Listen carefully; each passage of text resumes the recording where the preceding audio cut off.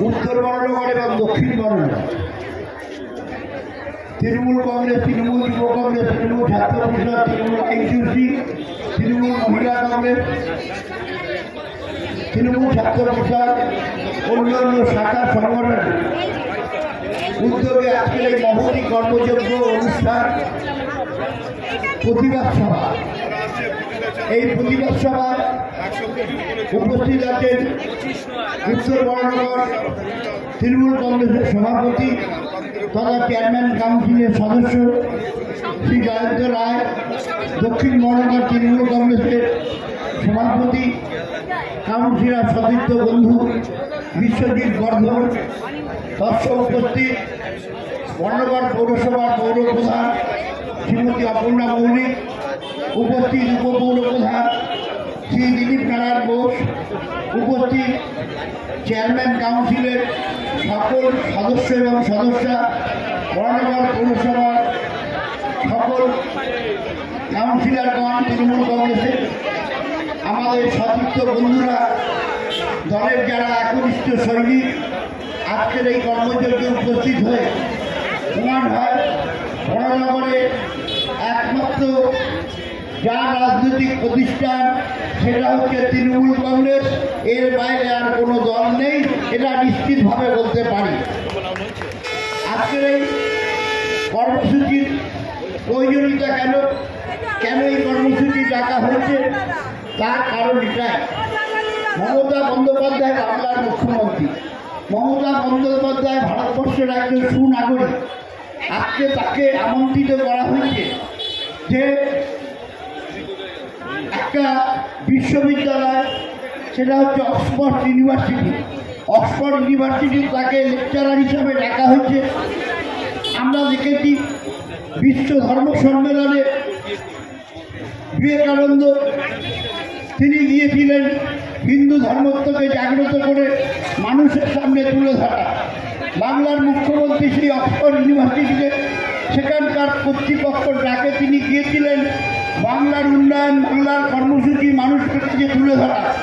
তার বিনিময়ে কিছু অসভ্য অযোগ্য লোক যারা পশ্চিমবাংলায় যাদের বিধানসভায় একটা প্রতিনিধি নেই যাদের ভারতবর্ষের লোকসভায় একটা প্রতিনিধি নেই আজকে সেই লোকেরা কিছু লোককে ভেতরে সাজিয়ে দিয়ে বিশৃঙ্খলা করার চেষ্টা করেছেন। এই সমাবেশ আজকের এই সমাবেশ 24 ঘন্টাও নয় তাতে বৃহৎ সমাবেশের যে আয়োজন আমাদের ছোট্ট জায়গার মধ্যে হয়েছে আজকে প্রমাণ করে দিয়েছে বরানগর বিধানসভার তৃণমূল কংগ্রেস যে এই জায়গাও আমাদের ক্ষেত্রে যথেষ্ট নয়, আরো বড় জায়গা আগামী দিনে আমরা সেভাবে আগামী 26-এর লড়াইয়ের আজকে ভিত এখান থেকে থেকে শুরু হলো, লড়াই করার রাস্তা আজকে শুরু হলো। মমতা বন্দ্যোপাধ্যায় আজকে যে কারণে আজকে আমাদের কর্মসূচি, আমাদের এমএলএ আমাদের যেভাবে বলেছেন সায়ন্তিকা বন্দ্যোপাধ্যায়, আজকে অতি অল্প সময়ের মধ্যে আমরা মেসেজ করেছি আগামীকাল অন্নপূর্ণা পুজো, তাই হয়তো সব জায়গা থেকে সব ডেকোরেটর চেয়ার প্রাইভেট আসতে আমরা আনাতে পারিনি, কিছু চেয়ারের ব্যবস্থা আমরা করেছি, সেই চেয়ার আসছে।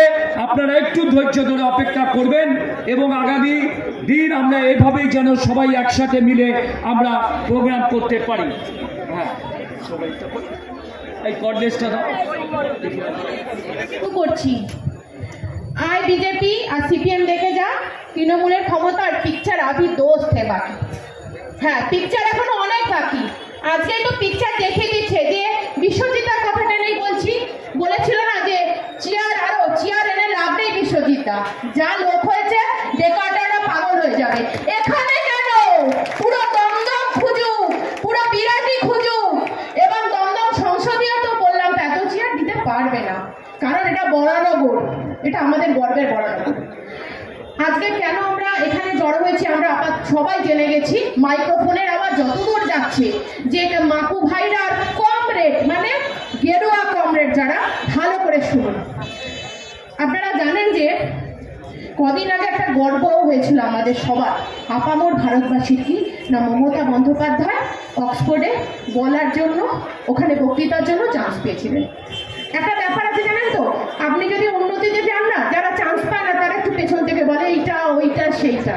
দিদি তো বলেছিল আই ডোন্ট কেয়ার, একটা জায়গায় বলেছিল না আপনারা আমাকে যা খুশি আক্রমণ করুন। কতখানি অভদ্র অসভ্য এসএফআই, কতখানি অসভ্য অভদ্র কমরেডরা ওইখানেও চেয়েছিল ঝামেলা করতে। ঝামেলাটা যেন ওদের জন্মগত, আর তাছাড়া ওরা তো বিদেশি পার্টি, ওরা তো আমাদের এখানকার নয়, ওরা তো চীন থেকে এসছে, আমাদের বাংলার কি বুঝবে। মমতা বন্দ্যোপাধ্যায় যেমন সব ধর্ম নিয়ে উনি প্রচারে যান, যেখানে উনি মন্দিরে যাচ্ছেন, মসজিদে যাচ্ছে, যেই মসজিদে উনি যাবেন বা মুসলিমদের উনি ভালোবাসবেন বা তাদের জন্য করবেন, তখনই বলে দেবে মমতা বেগম, মমতা খালা। ছি ছি ছি, এটাই হচ্ছে আপনাদের কালচার।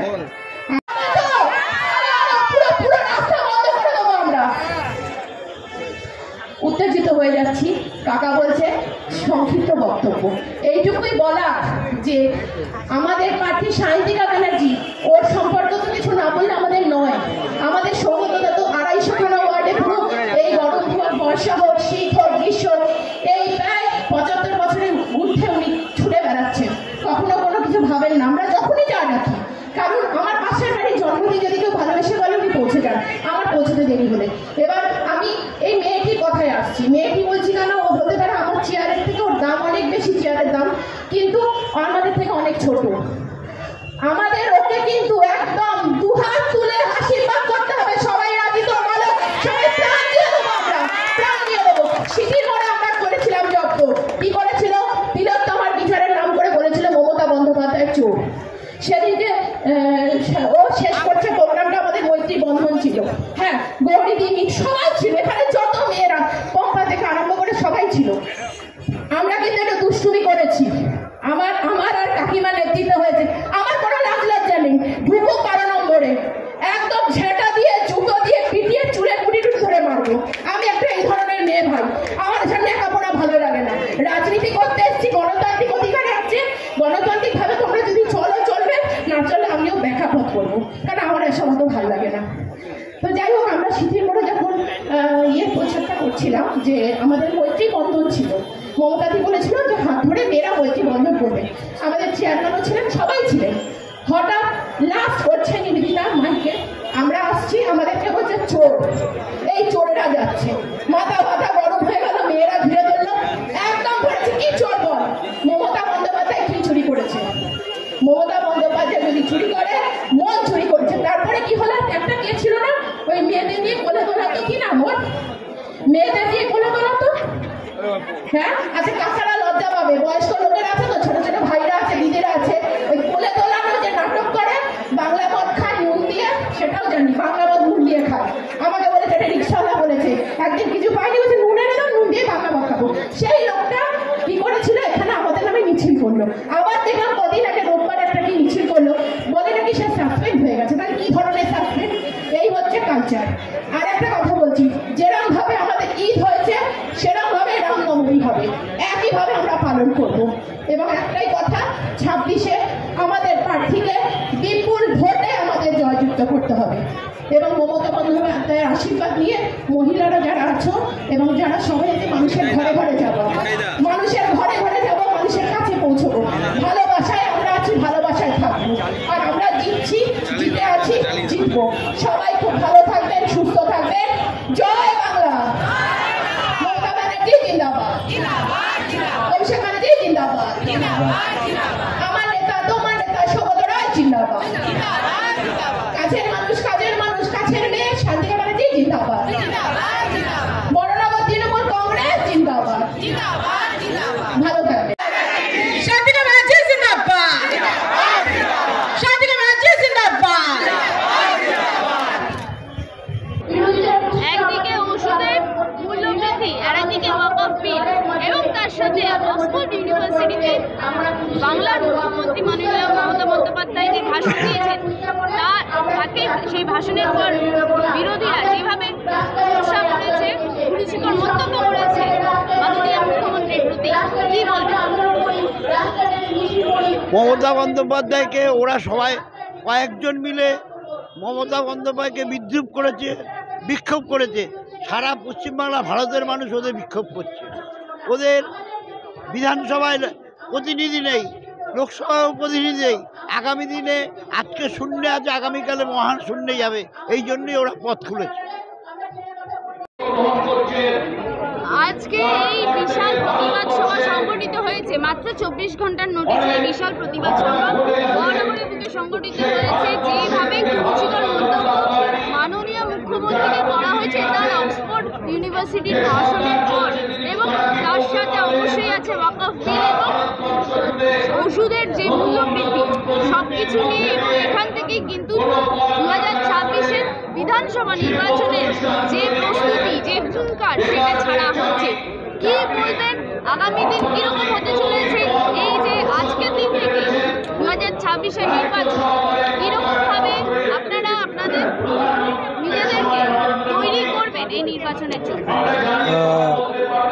যদি আপনার প্রশ্ন আমাদের এই আজকের যে সভা, সেই সভার ভিড় নিয়ে থাকে, বলবো যে মমতা বন্দ্যোপাধ্যায় এমন একজন মুখ্যমন্ত্রী, মমতা বন্দ্যোপাধ্যায় স্বাধীনতা পরবর্তী সময় এমন একজন মুখ্যমন্ত্রী, তিনি যে কাজ মুখ্যমন্ত্রী হিসেবে বাংলার মানুষের জন্য করেছেন, সেই কাজ অন্য কোনো রাজ্যের অন্য কোনো মুখ্যমন্ত্রী করতে পারেনি।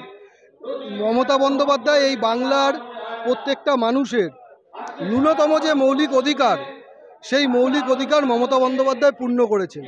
একটা বাচ্চা জন্মানো থেকে একটা মানুষের মৃত্যু পর্যন্ত প্রত্যেকটা কিছু মমতা বন্দ্যোপাধ্যায় মানুষকে করেছেন।